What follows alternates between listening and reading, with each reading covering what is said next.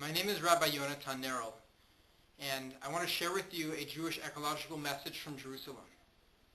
The Torah has very profound things to say about environmental sustainability, and I want to share with you one teaching from the first chapter of Genesis that I believe has deep significance for ourselves and our planet. God created Adam and Eve, and right after God did so, God blessed them and said to them the following, and I'm going to read from Genesis 1:28. God blessed them, and God said to them, "Be fruitful and multiply, and fill the earth, and subdue it. Dominate the fish of the seas, the birds of the heavens, and every beast crawling on earth." What does it mean for human beings to subdue the earth and to dominate the fish, fowl, and animals? That is the central question that I want to share with you today. And I want to look at an answer through the lens of the rabbinic tradition. There is a written Torah, the Hebrew Bible, and there is an oral Torah, a tradition that's found in the Talmud and in the Midrash of thousands of years of rabbis commenting and explaining the written Torah. We are not fundamentalists here, and therefore that means that when we look at the written Torah, we do so through the lens of the oral tradition that animates and explains the written Torah for us. I want to share with you one such teaching from the Midrash Bereishit Rabbah. Amar Rabbi Chanina. Rabbi Chanina says, and he's explaining the verse, "And they shall rule over the fish of the sea." If the human merits it, then God says, "Have dominion." While if the human does not merit, then God says he will be taken down. That is to say that if the human being is righteous, then the human is granted the mandate to have dominion, whereas if the human is not righteous, then God does not give him such a mandate. Another teaching from the Midrash, Rabbi Yaakov of Kfar Hanin said, if the human acts in God's image and likeness, then the human will rule.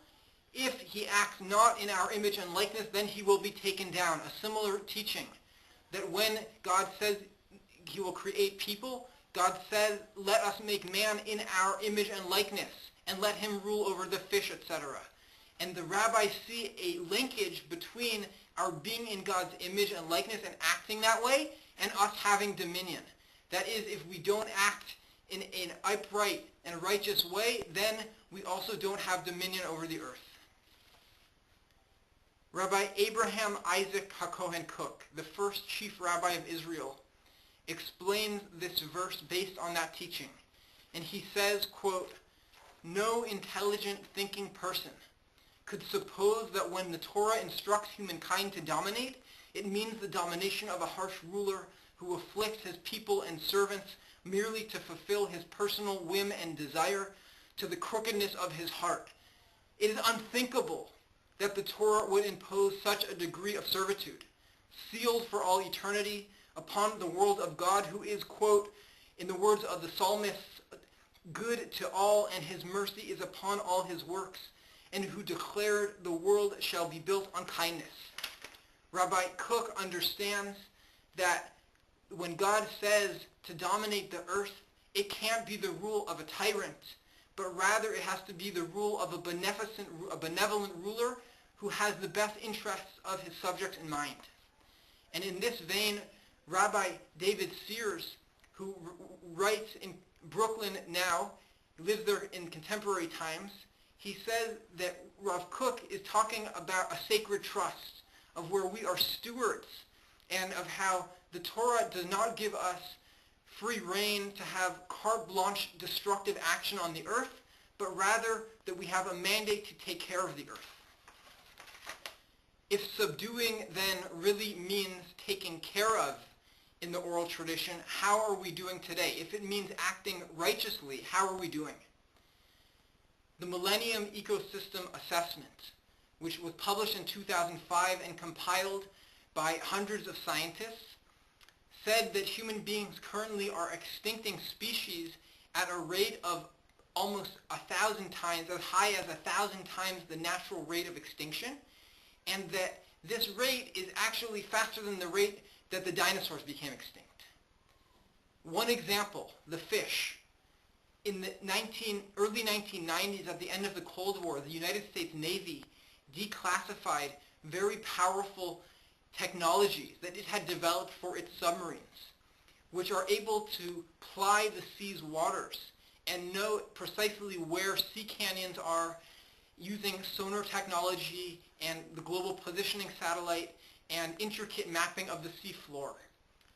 The Navy gave that technology to commercial fishermen in the early 90s, and with that technology, industrial fishing trawlers have been going around the Earth's oceans and scooping up fish by the tens of thousands, using mile-long nets that are able to access fish and know with pinpoint accuracy where massive schools of fish are, using this most state-of-the-art military technology. The result? A rapid fall in certain populations of fish, such that some of them are now endangered and on the brink of extinction. If this is not what subduing means, then what does subduing and dominating mean, according to our tradition? Rabbi Daniel Cohen, who teaches here in Jerusalem, spoke about this in the following context. In the context of the verse of where God says, "Be fruitful and multiply and fill the earth and subdue it and dominate the fish." He says that you can't understand domination unless you understand what does it mean to be fruitful and multiply. That the Torah is telling us we need to have a vision of things coming about and spreading and making life manifest, a vision of positivity. He says that subduing is very much about maintaining that which should exist in the world. That if being fruitful and multiply is disorganized and disconnected, then the blessing to subdue means caring about things so that they come to their full expression, unity, integration, harmony, and balance. So I want to end with a story about my son.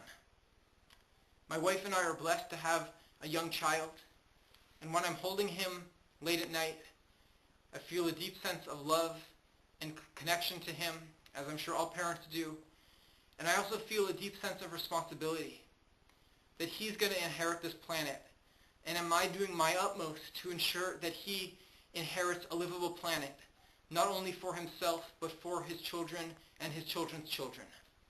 And so I want to leave you with a blessing. God blesses people to make life manifest on the earth and to make sure, as Rabbi Sears teaches and as Rabbi Daniel Cohen teaches, that we are stewards of the planet and ensure that there is a positive flow of goodness and blessing on this earth. I want to bless us that we should fulfill this mandate, and in so doing, come to bring into the world a Jewish ethic of sustainability for ourselves, our community, and the whole world. Thank you very much.